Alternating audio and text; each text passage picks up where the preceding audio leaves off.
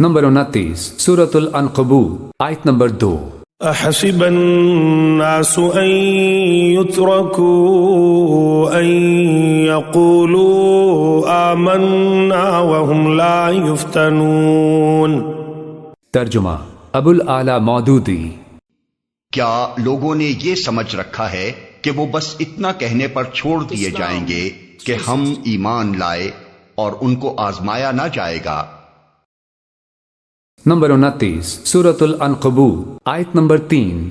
وَلَقَدْ فَتَنَّا الَّذِينَ مِن قَبْلِهِمْ فَلَيَعْلَمَنَّ اللَّهُ الَّذِينَ صَدَقُوا وَلَيَعْلَمَنَّ الْكَاذِبِينَ.